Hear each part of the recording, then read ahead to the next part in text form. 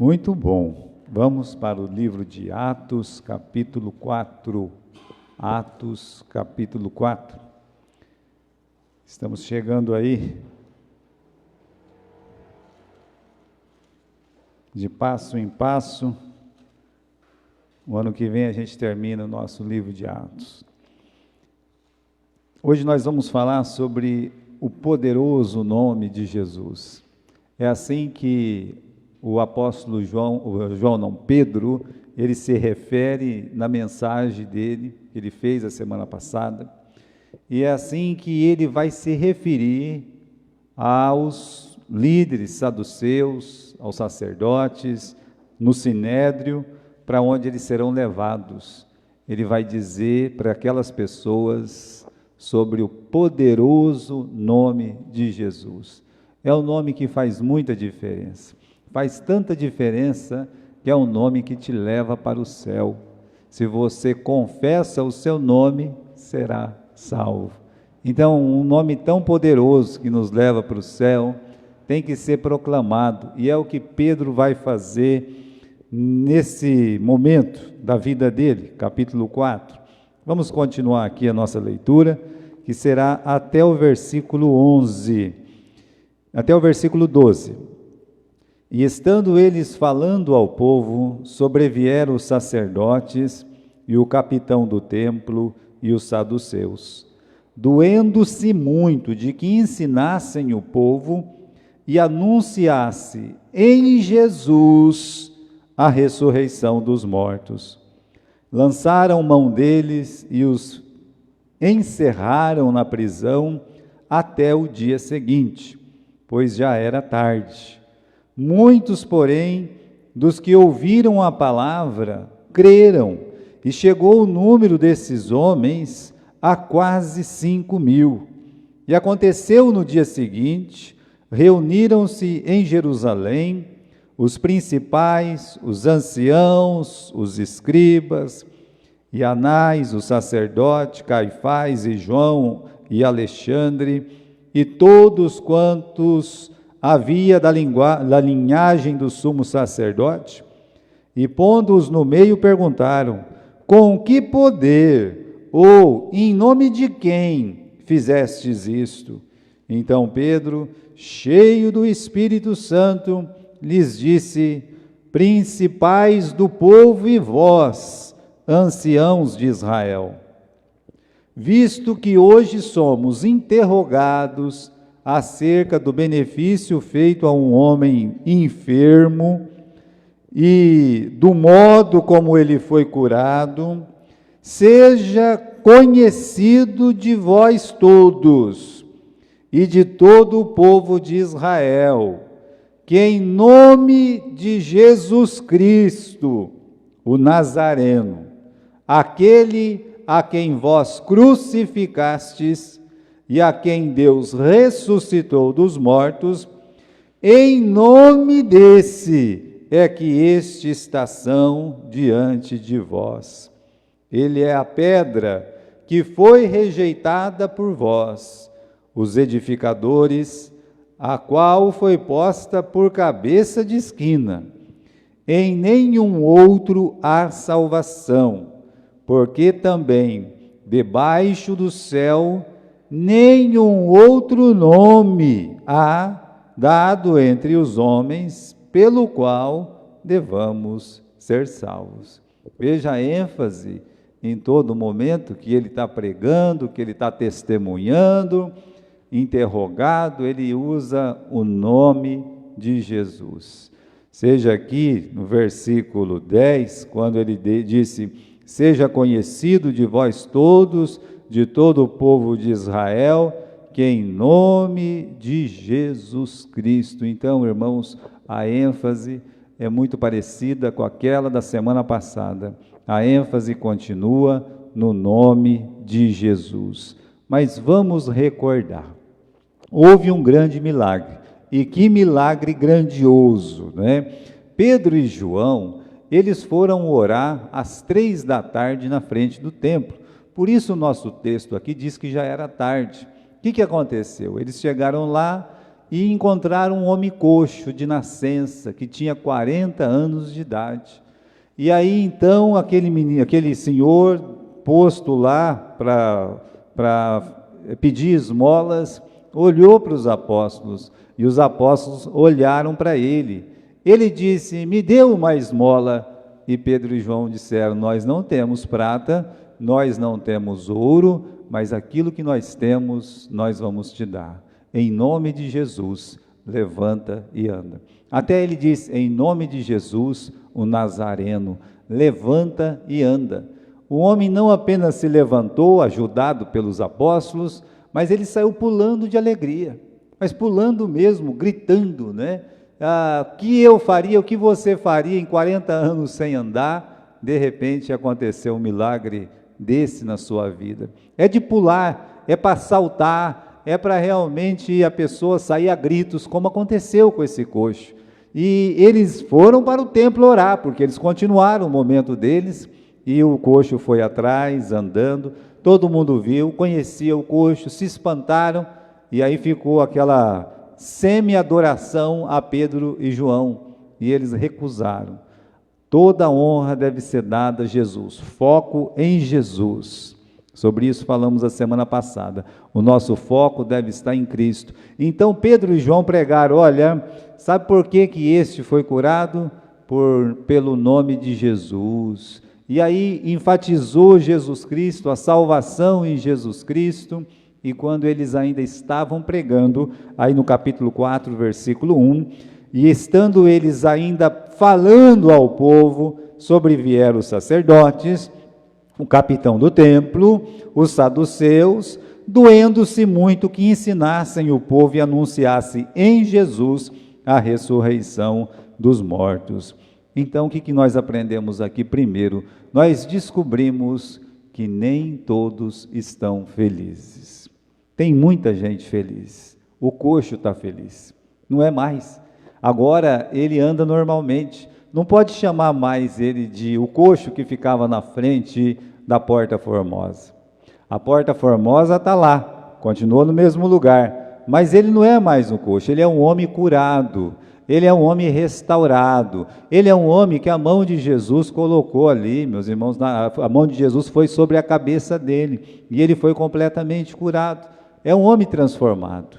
Agora, ele está feliz, os apóstolos estão felizes de ver que Jesus opera, que Jesus ele faz, que Jesus é Deus e ele realmente cura, ele sara, ele santifica. Esse é o nosso Deus, esse é o nosso Cristo. Eles estão felizes. O povo está feliz, porque eles sabiam que aquele homem lá, ele era um pedinte de esmola, e agora ele está pulando dentro do templo, lá perto do templo, pelo menos no pátio, ele está feliz, então eles também estão felizes. Agora, nem todos estão felizes, olha só, infelizmente, nem todos estavam felizes. Havia um grupo religioso muito triste. Mais triste é saber que era um grupo religioso, todo mundo feliz, e eles estão aqui, irmãos, no versículo 2, doendo-se muito, né? Quando Pedro estava ainda falando de Jesus e explicando que Cristo tinha curado aquele rapaz, apareceu essa pequena turba aí, tom, semblante descaído, bravos, irados, né? Estava triste porque, final do versículo 2, porque o nome de Jesus estava sendo conclamado, pregado. Então isso deixou eles muito tristes. Agora aprenda isso, sabe? Que a minha alegria, a sua alegria, pode ser a tristeza de alguém. Que triste verdade. Não vá imaginar que todos vão ficar felizes porque você está feliz. Não acredite nisso. Você está feliz, fique feliz em Cristo. E não permita que ninguém tire a sua alegria, sua felicidade em Cristo Jesus. Olha esse homem.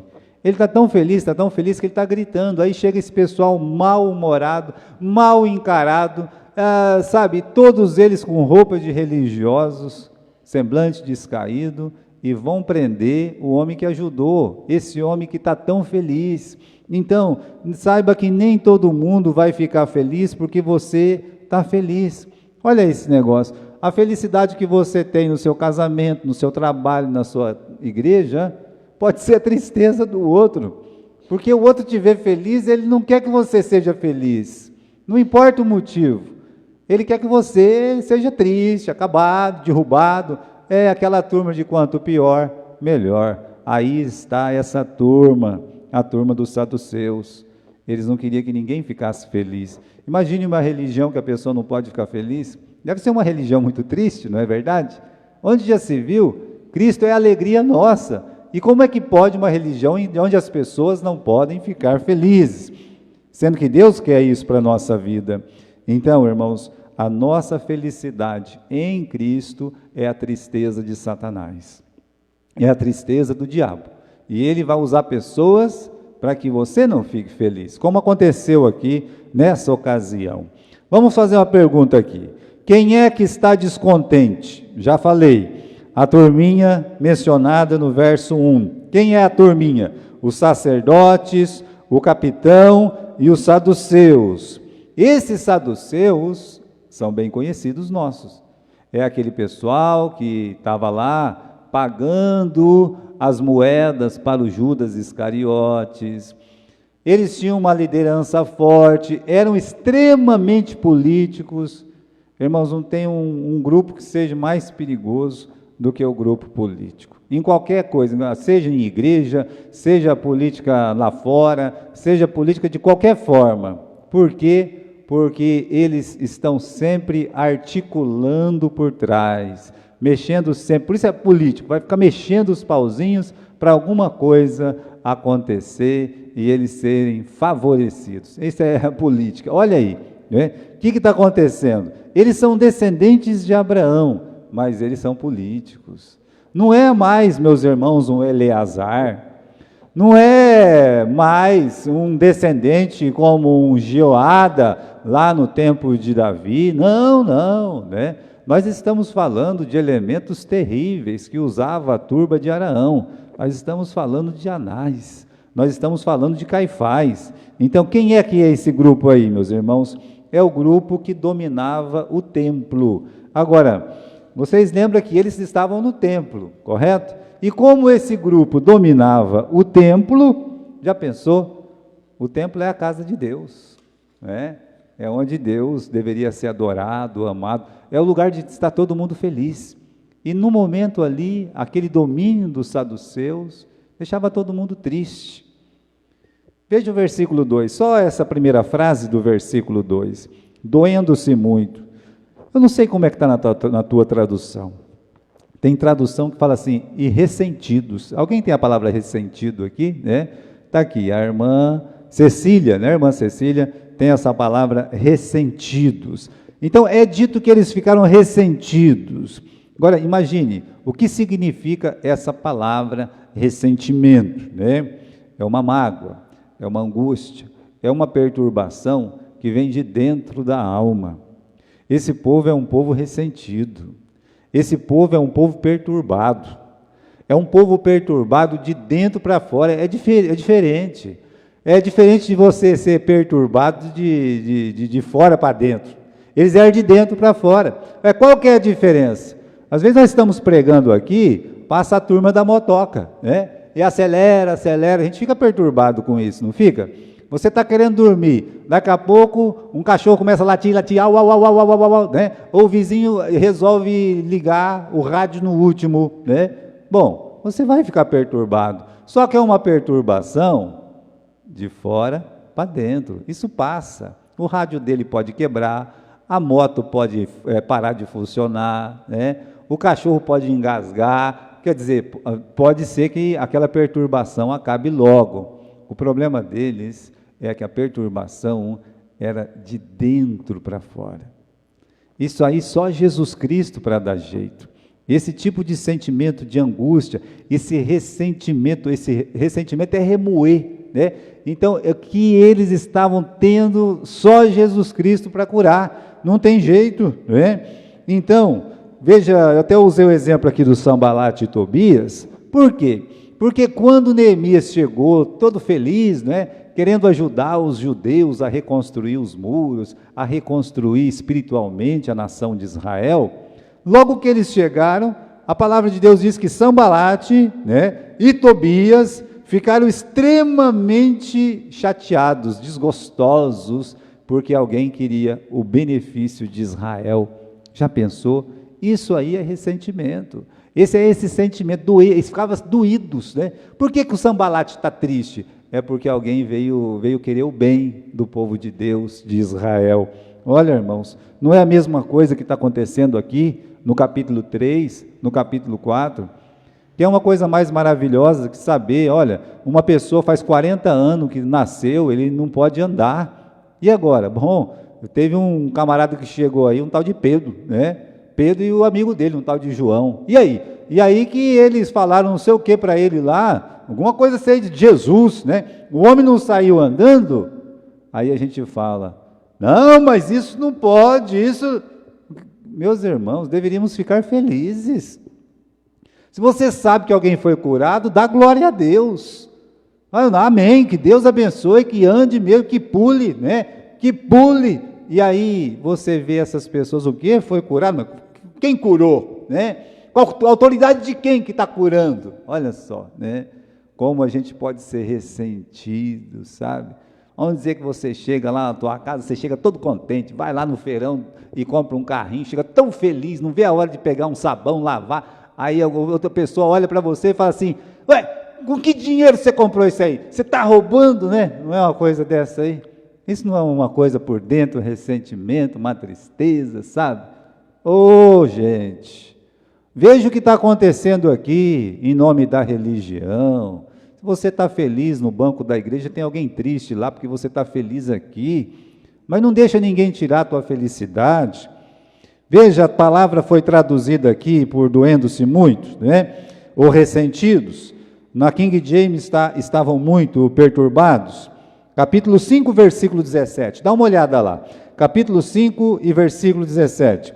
Aqui, nesse versículo aqui, nós temos o que realmente estava acontecendo, tá? São as mesmas pessoas, são os mesmos saduceus, só que a palavra usada é outra. Levantando-se o sumo sacerdote e todos os que estavam com ele eram da seita dos saduceus. Eles se encheram de inveja. Sabe qual que era o problema? O problema desse ressentimento era a inveja. Então, às vezes a pessoa está ressentida, que você está feliz, porque está com inveja da sua alegria, da sua felicidade. Mas a nossa alegria e a nossa felicidade depende de Cristo, de Jesus. Por isso, eles podem ficar com inveja do jeito que eles quiserem. Você vai continuar feliz, você vai continuar alegre no Espírito Santo. Então, qual que é o motivo do ressentimento? Primeiro, a inveja da cura. Vamos lá, são 4 coisas, né? Por que inveja da cura? Fazia quanto tempo que o coxo foi colocado lá? 40 anos. O Anás é um ancião, veja só, que no mínimo, ele tem uns 70 anos de idade aqui, tá? Por quê? Porque o Caifás é genro dele, porque o Alexandre e esse outro João são filhos dele e já eram sacerdotes, e tinham mais ou menos 30, 40, 50 anos. Então nós estamos falando de Anás, que é um homem que tem no mínimo 70 anos de idade. Ou seja, ele viu aquela porta formosa sem aquele coxo. E por 40 anos ele viu o coxo naquela porta formosa. Ele nunca fez nada. Ele viu 40 anos e ele nunca fez nada. E agora vem alguém, faz. O que acontece? Está com inveja que alguém fez o que ele não podia fazer.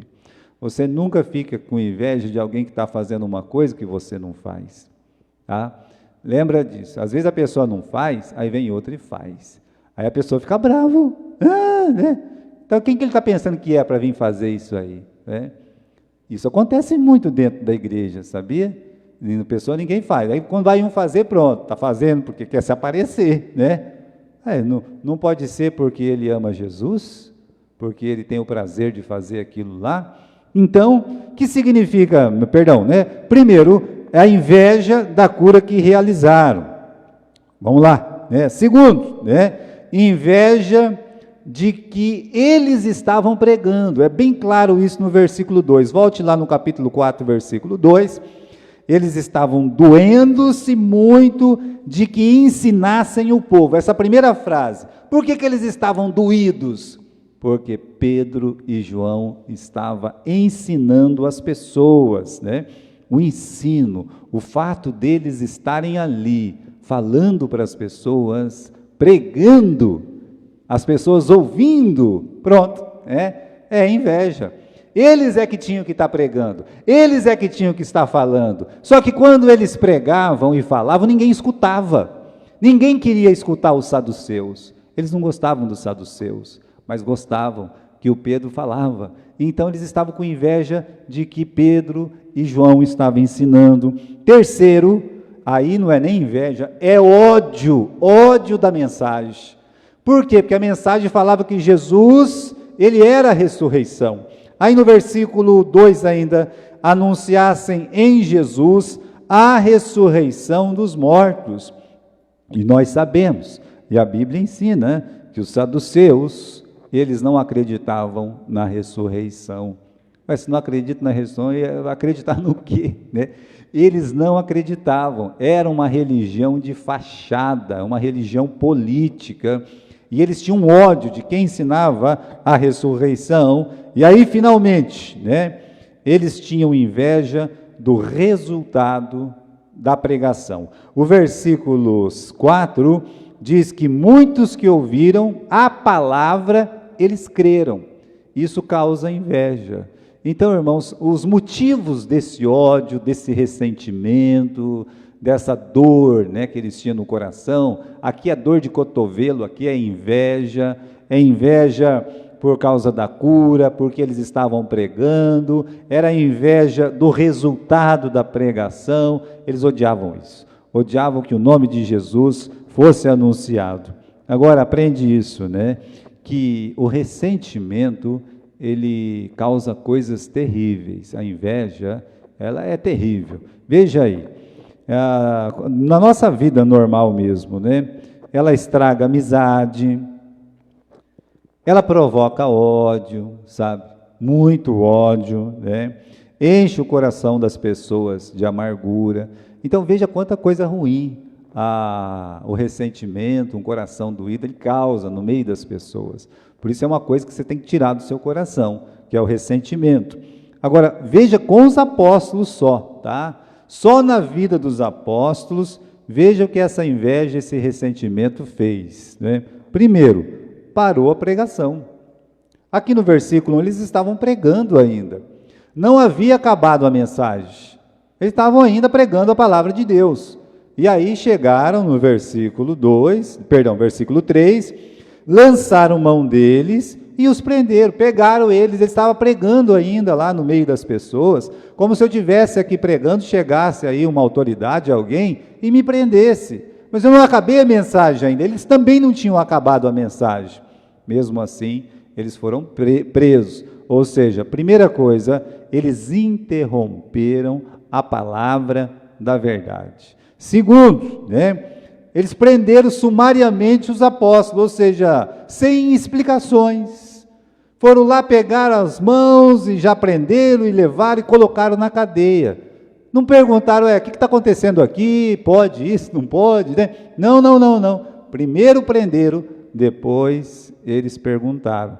É aquele tipo, primeiro bate, depois pergunta, não é? É o que eles fizeram aqui. Eles prenderam, depois eles ofenderam.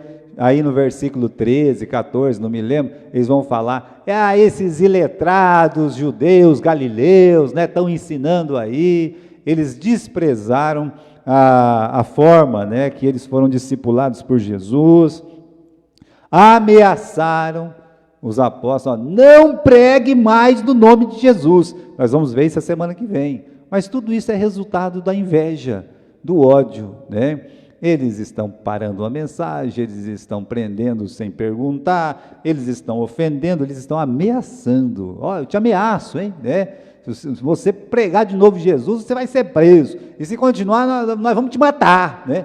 No capítulo 5, versículo 40, eles bateram mesmo, açoitaram, bateram tanto em Pedro quanto em João, que eles saíram todos felizes lá de dentro porque apanharam em nome de Jesus.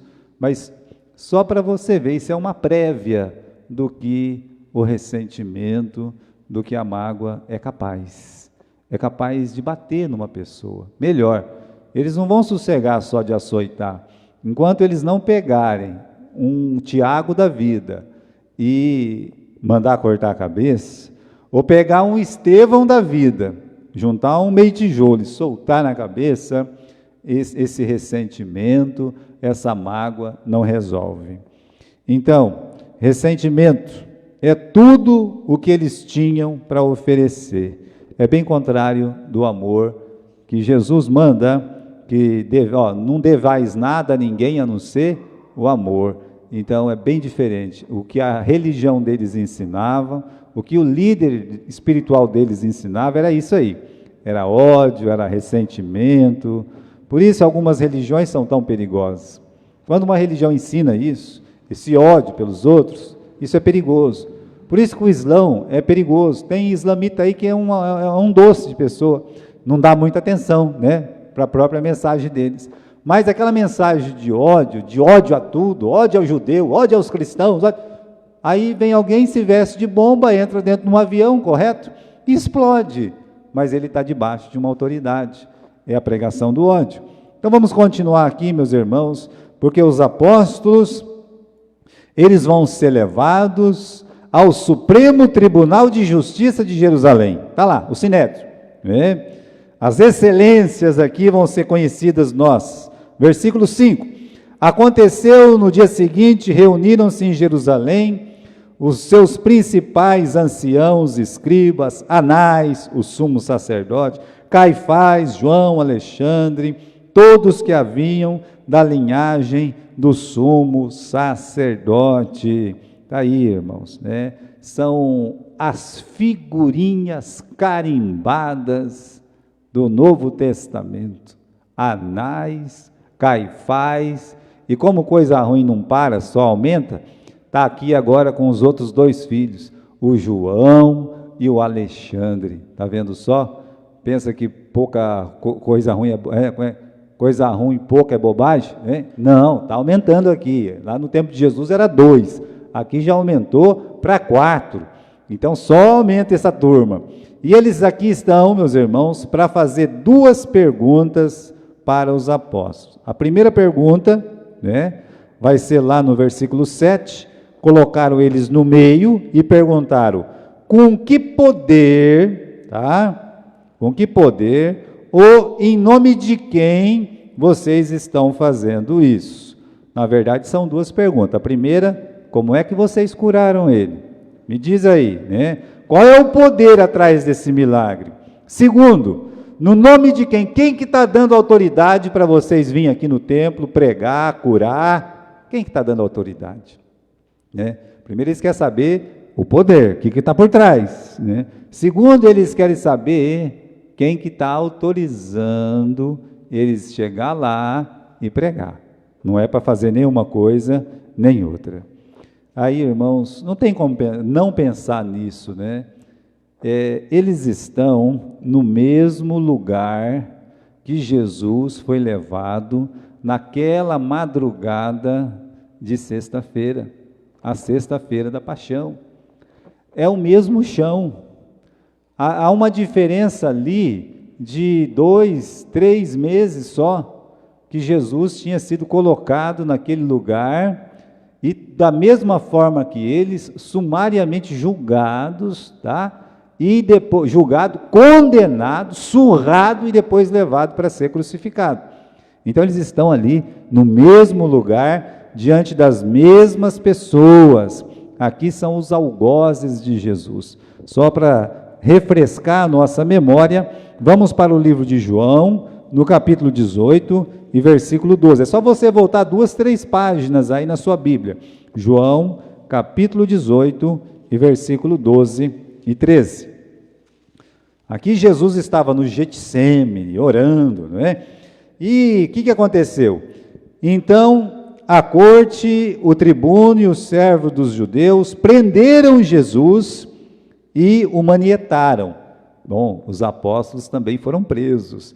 Versículo 13, e o conduziram primeiramente a Anás, por ser sogro de Caifás, que era o sumo sacerdote naquele ano.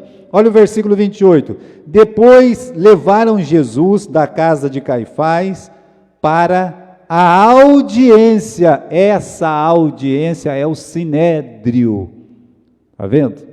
Então os dois apóstolos, eles estão no mesmo lugar que Jesus esteve alguns meses antes de ser crucificado. O que deve ter passado na cabeça dos apóstolos? Está ali no mesmo lugar, diante das mesmas pessoas. Um fato curioso aqui é que só teve 2 apóstolos que insistiram em ficar por perto quando Jesus estava sendo julgado pelo Sinédrio. Vocês lembram? O João, que era amigo desse pessoal aí, não sei como, né? Tinha um conhecimento, e ele conseguiu entrar lá, sabe? Ele era mais novo, não sei, abelhudo também, vai saber. Eu sei que ele conseguiu entrar e ver o que estava acontecendo. E o Pedro de xereta, né? O Pedro, ele conseguiu, por influência do João, xeretinha tal, conseguiu entrar também. Justamente os 2 que estiveram lá olhando de longe, viram Jesus ser surrado, apanhado, interrogado, acusado.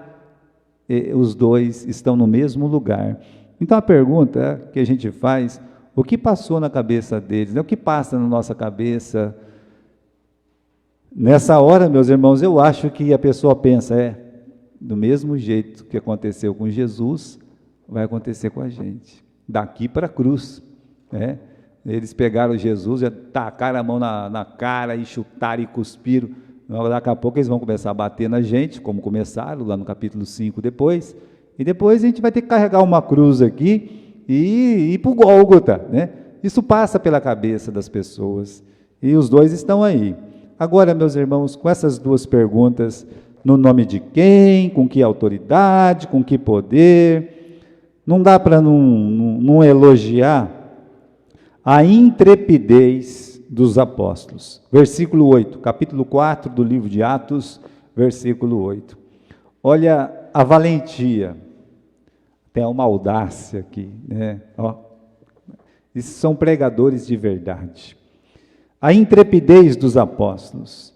Versículo 8, então Pedro, cheio do Espírito Santo, lhes disse, principais do povo e vós, anciãos de Israel, visto que hoje somos interrogados acerca do benefício feito a um homem enfermo e do modo que ele foi curado, seja conhecido de vós todos, de todo o povo de Israel, que em nome de Jesus Cristo Nazareno, aquele que vós crucificastes, e que Deus ressuscitou dentre os mortos, em nome desse é que estes são diante de vós.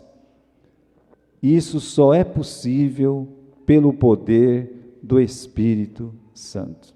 Essa força, ela não vem de nós. Não é? Paulo não é forte. Barnabé não é forte. Ninguém é forte. Nem Pedro e João eram fortes. O segredo de tudo que está acontecendo aqui é que o Espírito Santo nos dá força para testemunhar.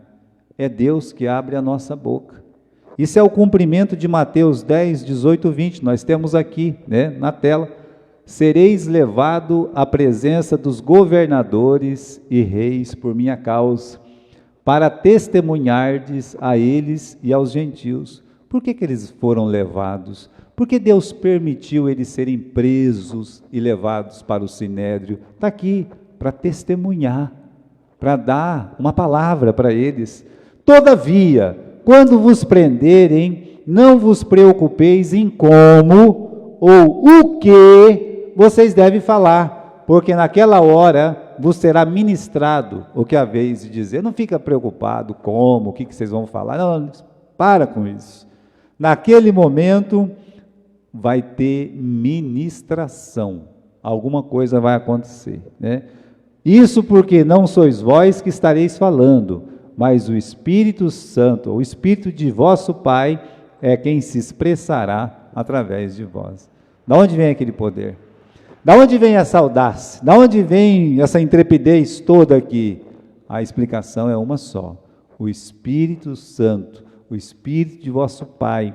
Meus irmãos, tem hora que você fala, como é que eu consegui falar? Como é que eu consegui ir lá e pregar? Você não consegue não, mas Deus, Ele coloca as palavras na sua boca.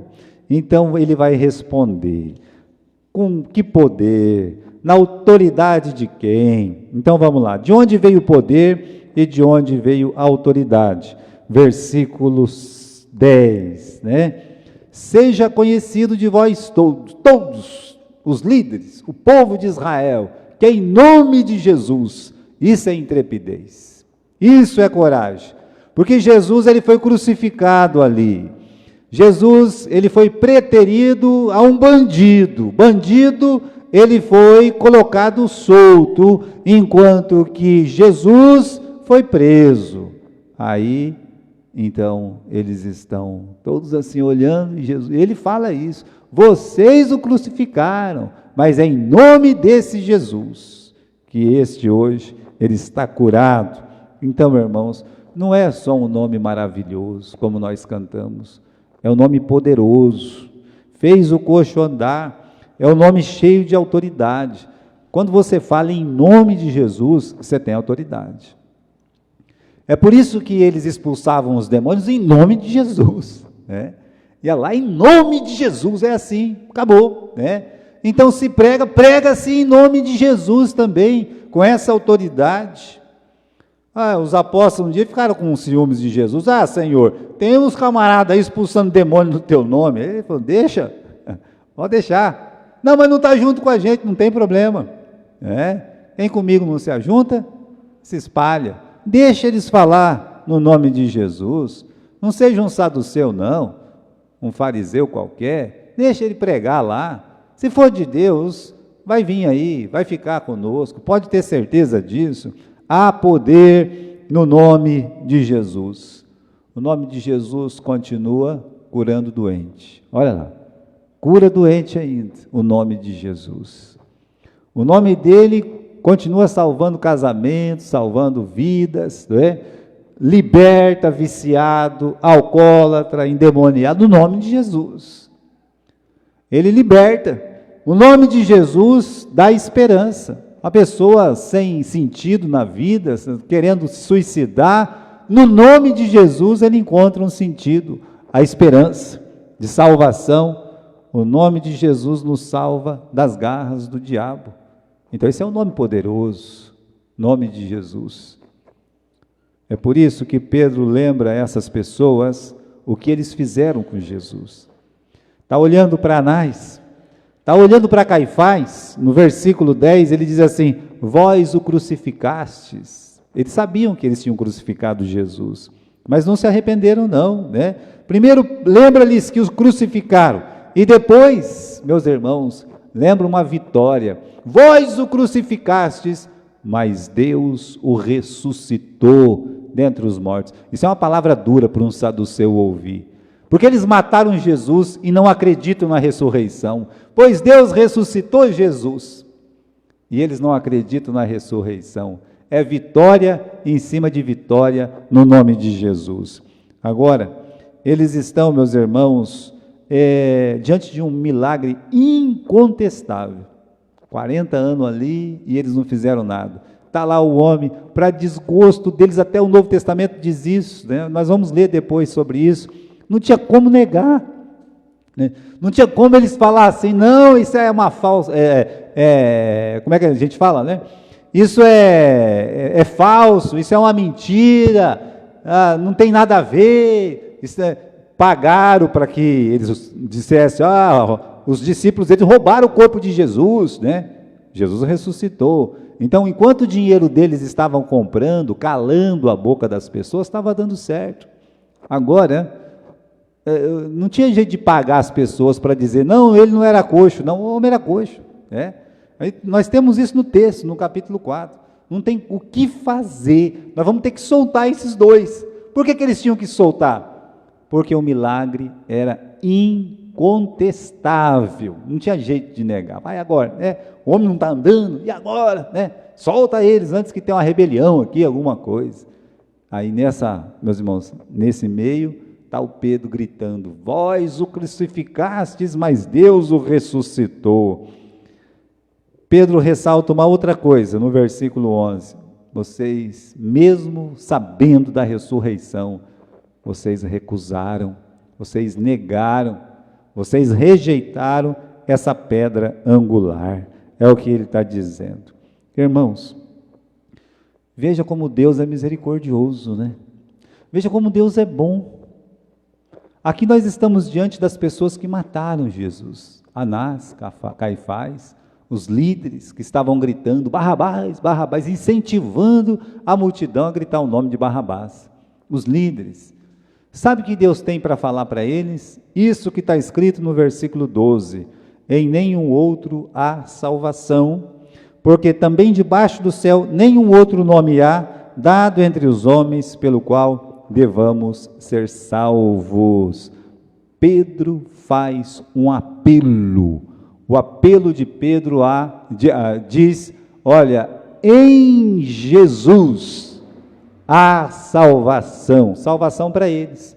Até o Anás podia ser salvo, o Caifás podia ser salvo, todos eles poderiam estar no céu conosco, quando formos chamados para a glória, mas eles não estão lá, eles não se converteram.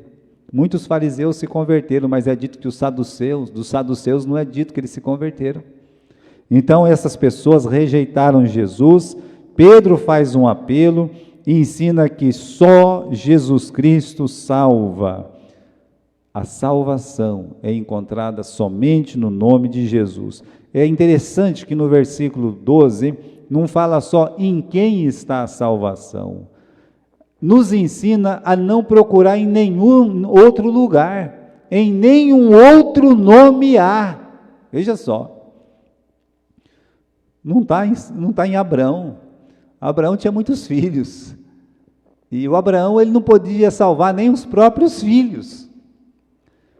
Mas o Abraão, o pai do Isaac, é verdade, é o pai da fé, é o pai do Isaac, mas é o pai do Amaleque também, ele é o pai do Ismael. E a palavra de Deus diz que o Ismael não foi salvo. Amaleque era uma perturbação ali, amaldiçoado. Então, nem os próprios filhos ele tinha força para salvar.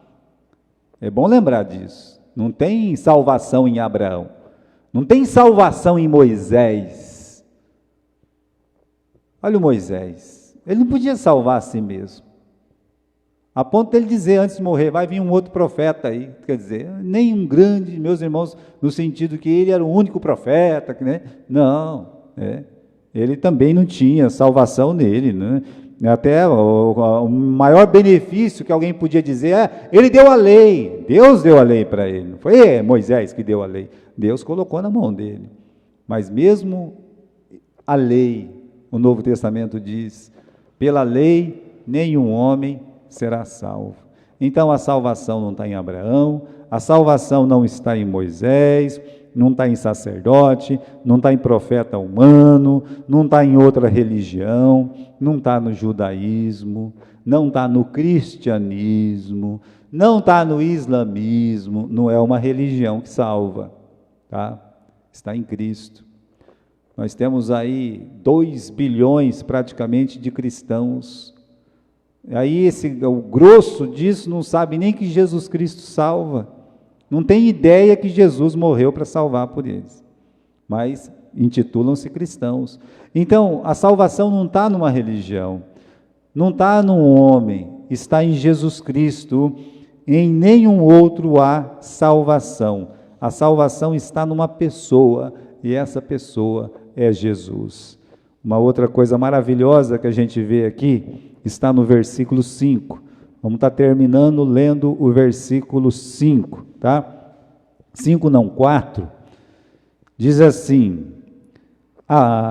muitos, porém, dos que ouviram a palavra, creram, e chegou o número desses homens a quase 5.000.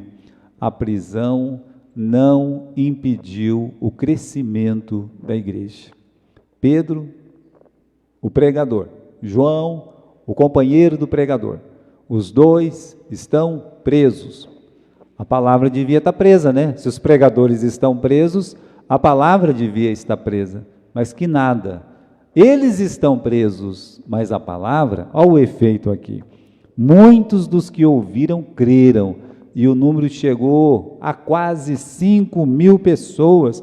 A prisão não impediu as conversões, porque a palavra de Deus não pode ser presa.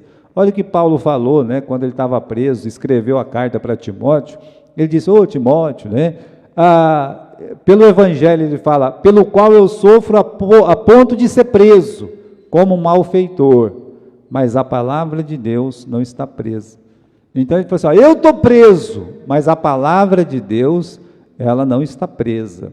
Aqui, eles pregaram, as pessoas se converteram, eles estão lá na cadeia, eles estão diante de um tribunal, e naquele dia, quase 2.000 pessoas, porque eram 3.000, agora virou para 5.000, então naquele dia, quase 2.000 pessoas estão indo para a igreja louvar a Deus.